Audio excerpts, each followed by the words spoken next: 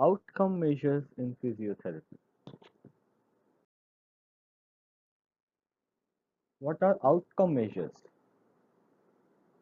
Outcome measures are those tools and scales which we use to show the progress of our patients or clients during the follow-up of physiotherapy. There are various outcome measures which are designed by various agencies and are very effectively being used in physiotherapy practice and research, like NDI, Oswestry Disability Index, Visual Analog Scale, McGill Pain Questionnaire, ABC Scale, Burke's Balance Scale, VO2 measures like 6-minute walk test, SF36, and so on and so forth. What do we understand conceptually? What is an outcome measure? An outcome measure, what is it? It is a measurable individual, family, or community state behavior or perception that is measured using a continuum and is responsible to clinical interventions. Now, as a patient, as an individual, we can have these outcome measures recorded by the patient on a Likert scale. We can have a outcome measure which is objective in nature, or it may be talking about the perceptual understanding of the patient. This is an outcome. Then a set of outcomes we combine together to perform a detailed assessment of the turnout of our interventions in the form of a test. This can be called as a valid and reliable outcome measure for a particular condition or a particular clinical entity. It is intended to quantify a patient's performance of health status based on standardized evaluation protocols or close-ended questions. That is an outcome measure. Patient's performance or health status is quantified through standardized protocols. This is an outcome measure. Why measure patients' attributes or characters using standard outcome instruments or tools or measures?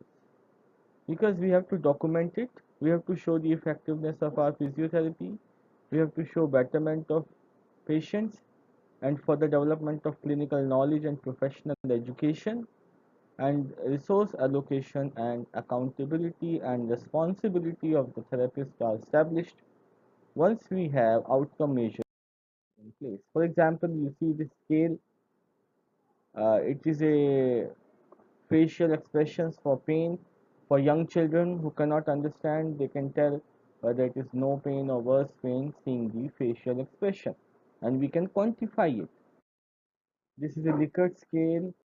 This is a visual analog scale which we can use to measure strength, magnitude, or intensity of subjective phenomena like pain or sensations or feelings.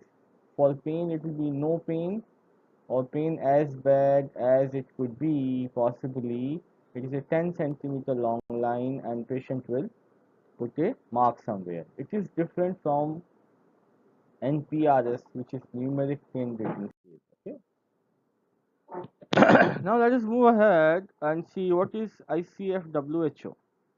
International Classification of Functioning, Health and Disability. This is an initiative by World Health Organization where they are classifying a health condition based on body structure and function, where we have the physical diagnosis leading to activity and participation, where we develop the functional diagnosis. So when we talk of activity, it is affected by two things. One is the personal attributes and the environmental factors. Environmental factors may have certain barriers or facilitators which may change the actual performance of the patient, and the participation level may vary from patient to patient from the same clinical entity.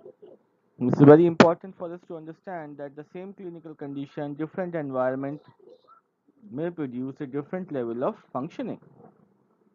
This ICF can be found out on WHO website There is a checklist, there is a tutorial, there is a e-resource, educational tools are all available there. You may go through it and learn more on ICF.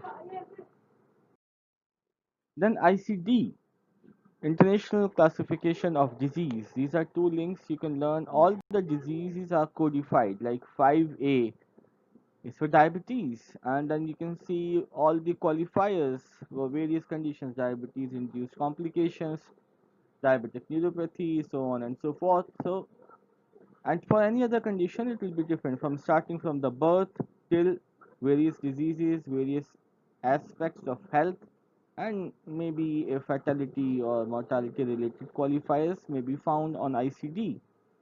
ICD is uniform throughout the world, from small population countries to the large population countries. It is a unified language of coding, which is ICD 11 is available nowadays. It is available on the WHO website. You can use these links. This is a new measure of international classifications which is being developed, which is known as International Classification of Health Interventions. You can see it towards the end.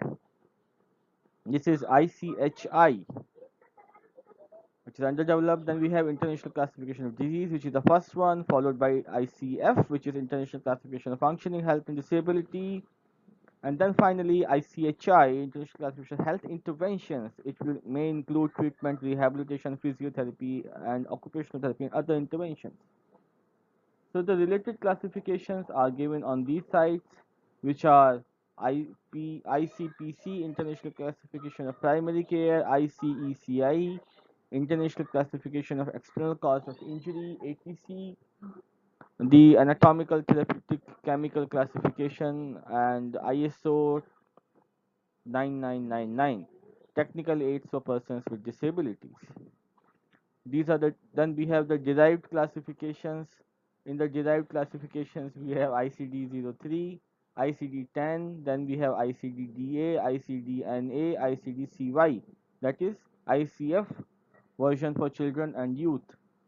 So why we are discussing all this here is because you need to understand that ICD, ICF, ICIHI, and all these things can be used as an outcome, as an end outcome for a particular condition. What is the outcome?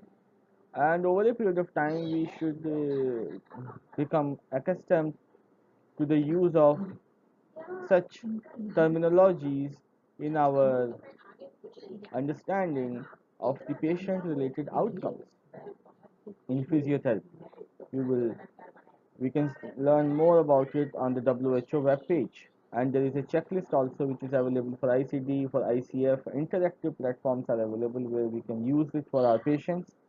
Create our case histories. When we present our case histories in a symposium or we publish a paper, we can use these terms, which is going to give more credibility to our work. Thank you.